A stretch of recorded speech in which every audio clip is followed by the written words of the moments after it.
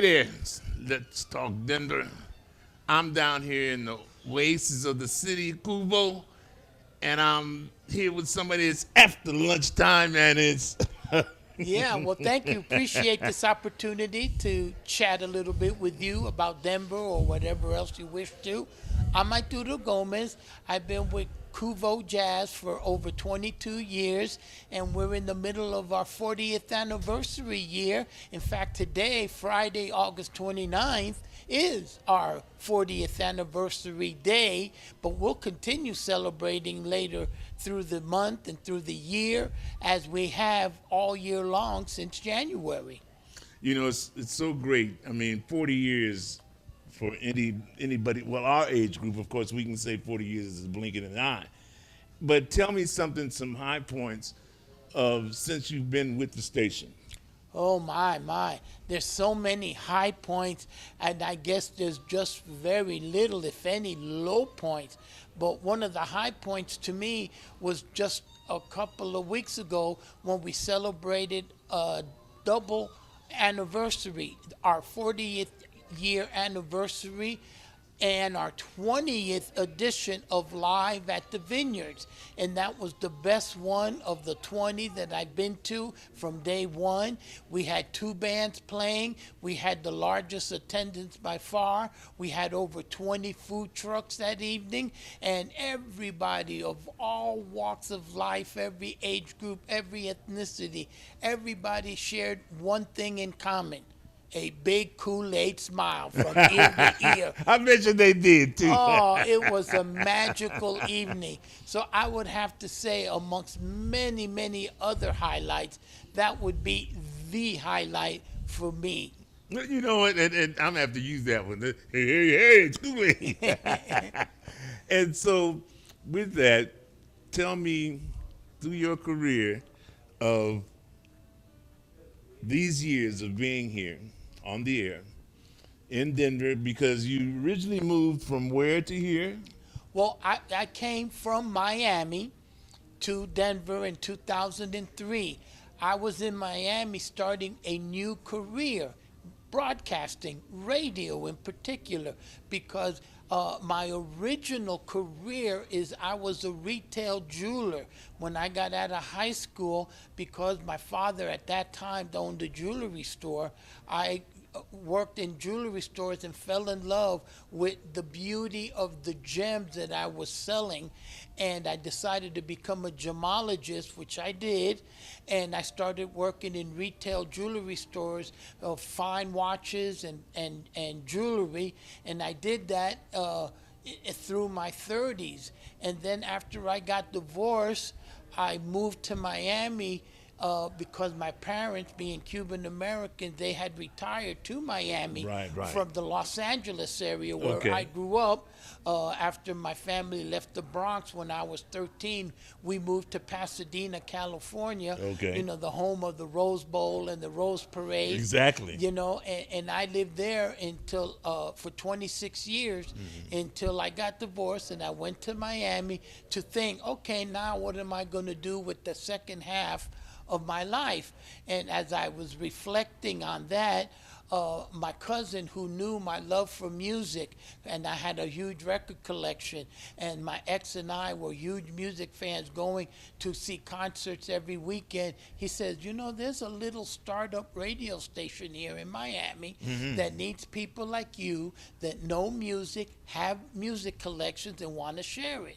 And I go, well, that's fine. First of all, my music is still in Los Angeles. I'd have to bring it. And second of all, I don't know anything about radio. I don't even have a good voice for radio. He says, don't worry, they'll train you. He took me over there. They put me on as a guest. And I go, wow, I like this. And so I flew back to Los Angeles from Miami, put all my records and books and all my stuff in a U-Haul, drove back to Miami, and then I started a new career That's your in career radio. in radio, And that yeah.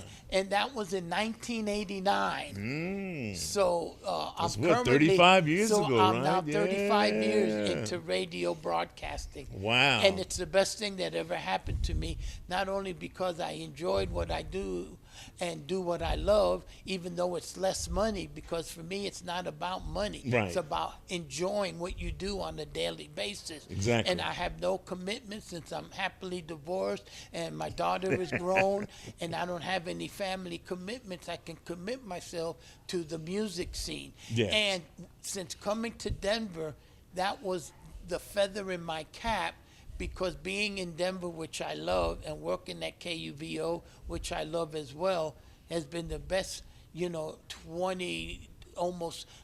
22 years of my life. That's one thing a lot of people don't realize. When you're into jazz, you really are into jazz. And those that are jazz supporters have always supported KUVO. And with you, everyone knows to tune in at lunchtime with Arturo. Well, I had to develop a little bit of an on-air personality to make up for the lack of quality of my voice. Because, when you listen to radio, you hear all these great middle-of-the-dial radio voices. Of course, you got to have that voice. And I don't have that. I had vocal cord damages as a teenager. I see. But I developed a personality and a couple of catchphrases that have proved to be popular with the audience, and people gravitated towards that, and it's helped me be successful at KUVO. And I'm not only into jazz, and because jazz got into me, but before that I was a huge sweet soul music fan. The 70s I was a diehard funkster, and I enjoy all aspects of music.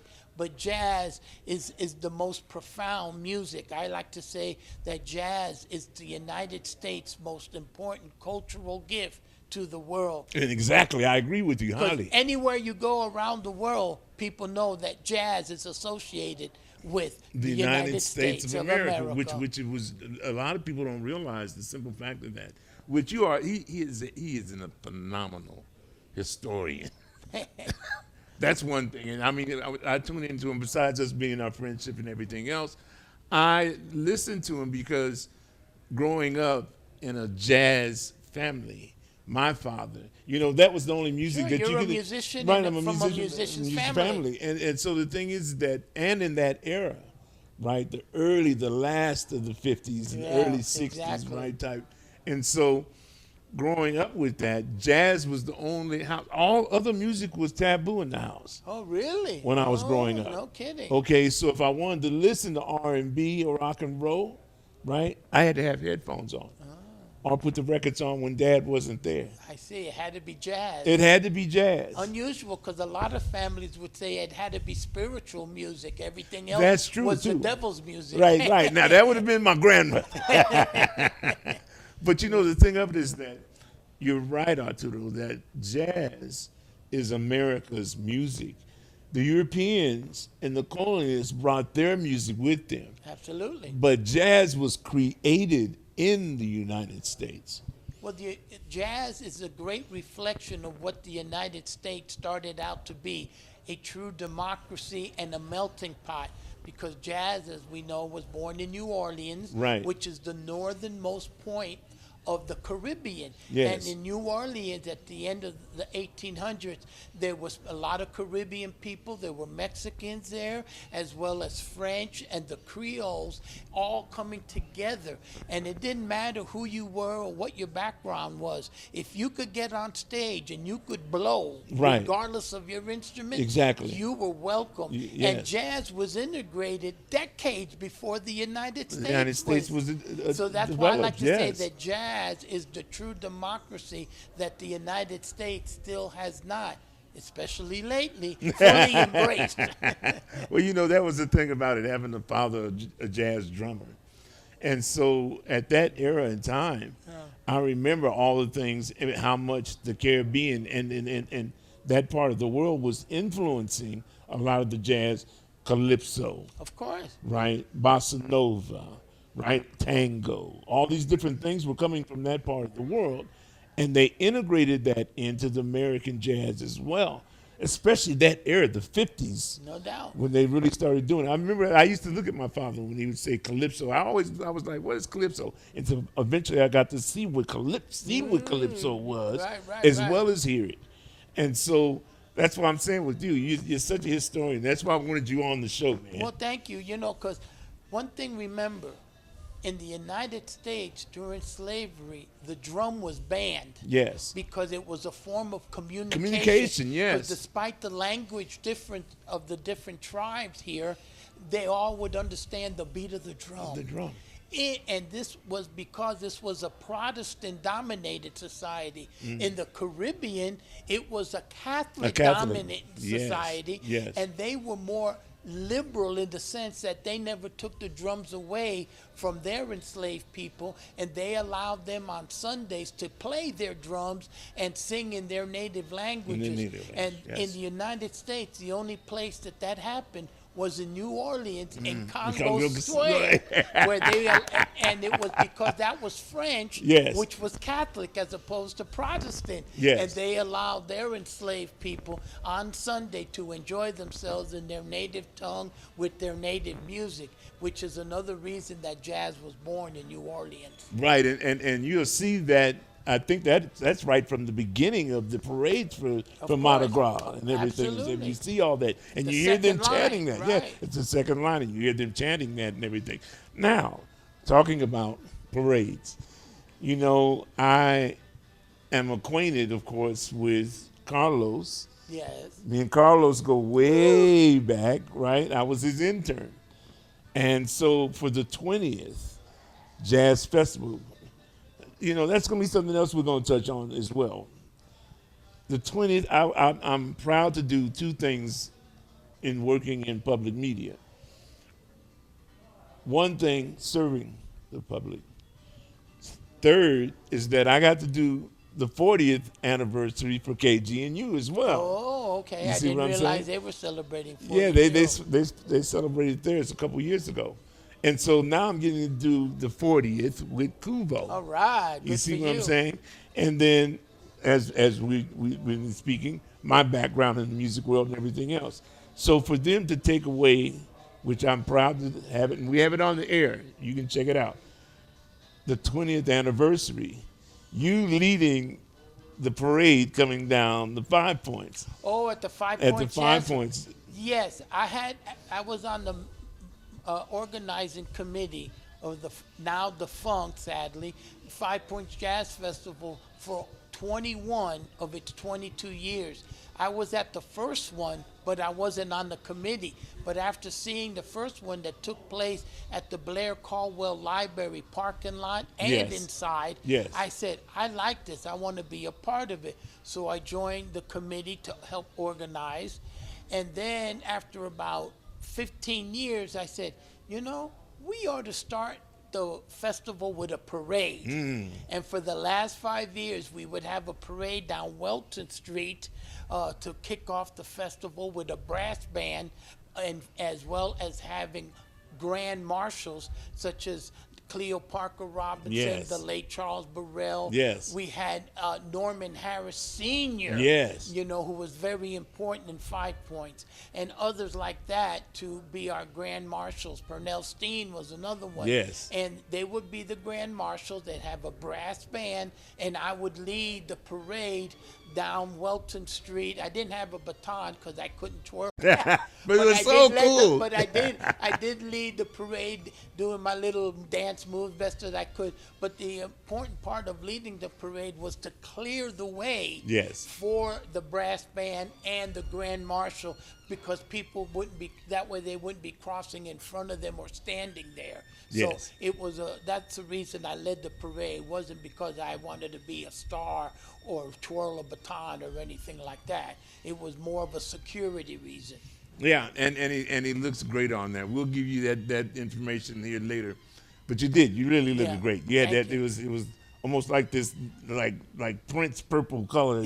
Well, every year I'd have a different outfit. Right. On, this one, I think it's that Prince with the gold. I had purple and gold on one year. Right.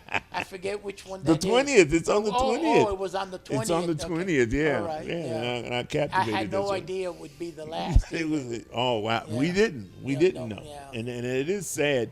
Touching bases on that real quick.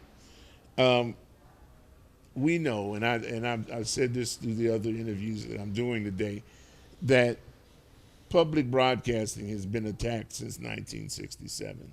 This is not something new. Everyone thinks that it is, and therefore, give us a little insight from your side. Well, as you mentioned, wanting to defund the Corporation for Public Broadcast, which in turn helps fund different public radio stations, different public TV stations, and even different public media stations, print and online news information Yes. media. It has happened over the decades a few times, but never has it reached the level that it is now, where it actually has removed the CPB, the Corporation of Public Broadcasting, nor has we seen attacks on different art institutions or colleges having to toe the line of one person's opinion of what he would like to see. So we're at a level of defunding and change in arts and culture that we have never seen before, even though it's not the first time that we have been attacked. This is the most serious Yes. attack, and no matter what should happen with a change in opinion or change of tactics with the current administration or in a new administration in the future, it's going to take many years to recover and go back to where we were before all these recent setbacks and downfalls of public media as a whole. Right, and I agree with you. And we captured you, something that I sent in to Washington, of course, for protecting our public media. Absolutely. You're the first one on that, and a lot of folks don't realize that it is the public that has always had more contributions, literally, in supporting it, other outside of industrial. And the thing is that it's for you, by you, to support you. Absolutely. And so KUVO has 3 times a year. We're down to 3 times a year. We used to do 5, then 4. Now we're down to 3. And the reason we only do 3 fundraisers a year now is because we instituted a thing we call sustaining members. We call them jazz messengers. The amount of it has increased. And what it is members who decide on whatever amount is comfortable for their budget. They say, okay, $10. Some may say 50. Some say 100. Some say 20. I'm going to designate an account where every month they'll deduct that amount from this account. It's kind of like auto pay that so many of us have for our cars, our insurance, our mortgage, our rent, or whatever. It's Right. done automatically. Right. This system has been applied to us here at KUVO as well as in other public broadcasters, and that is a steady flow of income we can depend on, so we don't have to go on the air neither as many times nor for as long a time when we do go on the air Right. as previous, because our base of membership sustaining members has grown exponentially, so there's less of a need to do that. So I've been asking this question. Where do you see not only KUVO, but public media, say, within the next 5 years? It's a very interesting question because, to be honest, it's very hazy and cloudy for me to see where the next 5 years will be with public broadcasters because of the unsureness of what's going to happen with funding and what other steps the current administration may take to bring us down, because the object is to privatize all public media, because it's a way of controlling. If it's privatized, it's easier to control than if it's a public outlet. And sadly, the current administration wants to control information and wants to insert misinformation Exactly. at the same time. So it's kind of hard for me to look into the future. I mean, I believe, honestly, there always will be some kind of public radio and public TV, if not over the air, because FCE can come down on FCC, the Federal Commission for Communication, Right. and could suspend all licenses of public Of broadcasting. broadcasting, It's a exactly, possibility. right. I mean, it's far-fetched, but it could happen under this administration, Right. or somebody else coming in that take over following that same example. But there's always the freedom of the internet and other outlets that I think that no matter what, 3, 5, 7, even 10 years into the future, no matter how drastic measures are taken, there'll always be outlets for freedom of speech and for public broadcasters to bring music and information that would not be commercialized and controlled. Exactly, I agree with you, and that's the beauty of KUVO as well. The Oasis In the is city. encompassing. Yeah, Oasis is not only in the city though, Right. Arturo, now it's encumbering the entire planet because you Absolutely. can, as you were saying, with today's technology, now you can stream KUVO all around the world. And we have listeners from many, many different parts of the world on every continent. We have Yes, listeners. exactly. So yeah, it's great to get an email or an email from some of our local Denver people who go, on vacation, and they'll send us an email. Hey, I'm listening from Roma. I'm listening from Athens. I myself, I travel a lot to Portugal and Spain every Right. July. And while I'm there, I'm listening to KUVO via the KUVO app. Right. And I have taken people around me who like jazz, because I go to jazz festivals in Spain and Portugal, and I tell them about it. And I've had Spanish and Portuguese people download the KUVO app right there in front of them. Right in front of them, yeah. And listening to the And listening station. to it on there. And that's the crazy thing about it, because I know, some of my relatives that live overseas and everything else, they tune in besides our television show Yeah, as of well course. as well as the radio. Absolutely. And they understand that. And we're talking about literally, I mean, other than China, which China turned theirs on and off, but the fact of the matter is that, as you said, literally free radio, free television should be there in the first place. Yeah, there's And- a couple of yeah. countries that prohibit it. In other words, yeah. if you were to go to North Korea, which they wouldn't let All right, in, then you ain't gonna get in there you anyway. could get same in Cuba. Any Right. totalitarian or dictatorships Right. don't allow outside information. Outside, right, Yeah. exactly. But those are but not even a handful around the world. Right, but the beauty of it most of all is that this radio station has always been truly locked in to Denver, supporting the arts here within Denver, the artists in Denver, course. and it is blossomed into 40 years of being on the air, and it's multicultural. Of course, it's always been centered around people of color. Because of the simple that's our fact of the strong matter, point. that's one of our strong points, and we've all evolved into that. And so to be able to keep this going and have everyone, that's why I wanted to do this 40th as well.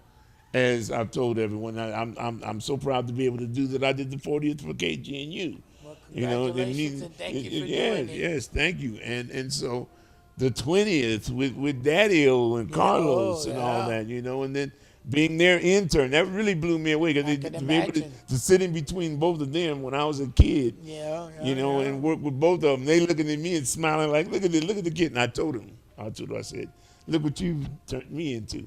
And I've always been the AV kid, but it was just the fact of the matter, meeting and greeting and working with all you wonderful people here in this building. Well, Carlos is my mentor too, because when I first started my career in Miami, Carlos and a few others from different stations around the country, they went down to that upstart radio station I was a part of. Yes. Because we were underperforming in a major market. That's what Miami is, a major market.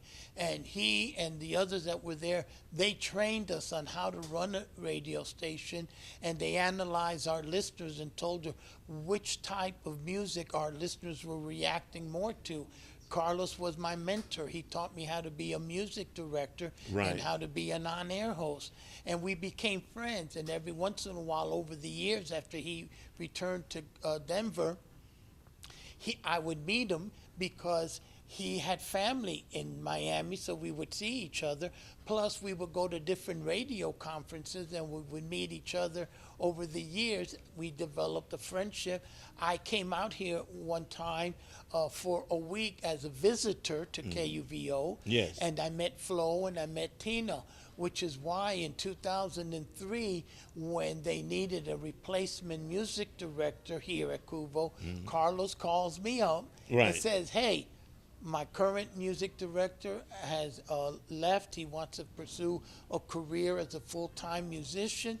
Can you be my next music director? Right, right. Because yeah. he knew that I was trained in his way of doing things. Right. So I came out here, went through the process of being interviewed, and I got hired.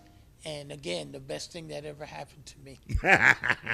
Thanks to Carlos. Thanks to So Carlos. I know how you feel when you say about being with Carlos and Daddio. As a mentor, Dr. yes. Daddio wasn't my mentor. However, through Carlos, I got to meet him, and I have become friends. And there was a while for about a year that Dr. Daddio had a show on Saturday night with his granddaughter. Oh, yes. Miss Thang. And Right. yeah. And she's with us downstairs, And too. now she's downstairs with you, right? Yeah, it's really great. And, one other thing I just wanted to say, Arturo, is that it's wonderful to be here, to be able to do these things, to be a part of who we are now here as the family of Rocky Mountain Community Media. Right. And the people need to understand we're here. We're designed by the people for the people, and we represent you. Absolutely. And so, as I was saying, you guys supporting everything here within the arts, supporting the community itself, True. and bringing all those folks together and having them an understanding, and the diversity within it makes me feel so welcome to be here working in this building with you guys. Well, thank you. And to close my words out, I'm going to give you the 3 words that we live by at KUVO Jazz. All right. Community, culture, and music. And music, lots of that. And so thank you so much, Arturo, once again. Good night.